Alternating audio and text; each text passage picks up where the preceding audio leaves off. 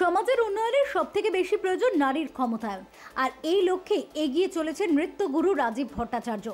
ওড়িশি নৃত্যে তিনি বাংলা তথা দেশের একজন অতি পরিচিত নাম। মঙ্গলবার কলকাতায় উত্তম মঞ্চে হয়ে গেল সৃজন ছন্দের বার্ষিক অনুষ্ঠান ধাত্রী। এই সৃজন ছন্দের কর্ণধার রাজীব ভট্টাচার্য। ওড়িশি নৃত্যে পারদর্শী রাজীব ভট্টাচার্য তিনি তালিম নিয়েছেন গুরু শর্মিলা বিশ্বাস, গুরু কেলুচরণ মহাপাত্র এবং গুরু রতিকান্ত মহাপাত্রের কাছে। তিনিও এই নৃত্যকলা প্রশিক্ষণ দিচ্ছেন ছেলে মেয়েদের। নাচকে পেশা হিসেবে যাতে ছাত্রছাত্রীরা বেছে নিতে পারেন সেটাই একমাত্র লক্ষ্য রাজীবের। এদিন তিনি জানান, সমাজ তখনই এগোবে যখন সমাজে নারীদের ক্ষমতায়ন হবে। সেই ভাবনার কথা মাথায় রেখে সৃজন ছন্দের বার্ষিক সাংস্কৃতিক অনুষ্ঠানের নাম রেখেছেন ধাত্রী। তিনি দাবি করেন এই নৃত্যের মাধ্যমেই তার বহু ছাত্রছাত্রী আজ প্রতিষ্ঠিত। তিনি চান তার এই ভাবনাকে প্রত্যেক শিল্পীর মনে গেঁথে দিতে। তিনি আশাবাদী তার এই প্রচেষ্টা একদিন সফল হবেই। এদিনের অনুষ্ঠানে উপস্থিত ছিলেন পলি গুহ, পূর্ণিমা ঘোষ, সীমা মুখার্জি প্রমুখ। নমস্কার, আমি শ্রী রাজীব ভট্টাচার্য। আমি শ্রীমতী শর্মিলা বিশ্বাস, গুরু কেলুচরণ মহাপাত্র এবং গুরু রতিকান্ত মহাপাত্রের শিষ্য। আমি ওড়িশি নৃত্য শিক্ষা গ্রহণ করছি। আমার ইনস্টিটিউশন সৃজন ছন্দ প্রত্যেক বছর একটা করে অ্যানুয়াল ডে সেলিব্রেশন আমরা করি। এছাড়াও আমার দুটো আরও ফেস্টিভ্যাল হয়। গুরু স্মরণম, আমাদের গুরুজির ডেথ অ্যানিভার্সারির দিন আমরা গুরুজিকে ট্রিবিউট দিই, সেই দিনও আমরা একটা ফেস্টিভ্যাল অর্গানাইজ করি। এবং রাসাবিলাসা, ইন্ডিয়ার যত ইন্ডিয়ান ক্লাসিক্যাল ডান্স আছে সবগুলোকে নিয়ে একটা আমরা ফেস্টিভ্যাল অর্গানাইজ করি। আজকের যেটা হলো মূলত ধাত্রী, এটার নাম, এটা ওমেন এম্পাওয়ারমেন্ট।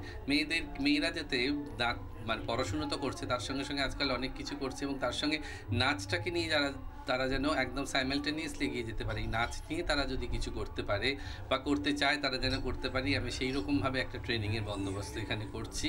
এবং এখানে আমার গুরু রতিকান্ত মহাপাত্র আসেন, উনিও এখানে শিক্ষাদান করেন। এবং এখানকার ছেলেমেয়েরা ডান্স নিয়ে MA করছে রবীন্দ্রভারতীতে, শ্রী শ্রী ইউনিভার্সিটিতে নাচ নিয়ে পড়াশুনো করছে, যাতে নাচটাকে ভিত্তি করেও এরা অনেক দূর এগিয়ে যেতে পারে এবং নাচটাকে নিয়ে এরা যেতে পারে জীবনে। এটা একটা ওদের যেন প্রফেশন হতে পারে।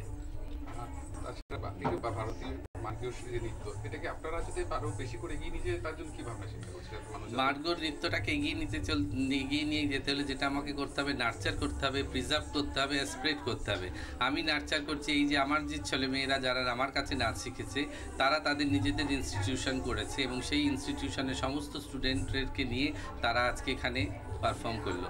তাহলে আমার পরে আমার স্টুডেন্টের পরে তাদের স্টুডেন্টরা, লেগেসি ওয়ান আফটার অ্যানাদার জেনারেশানে এইভাবে আমরা ক্যারি ফরওয়ার্ড করছি।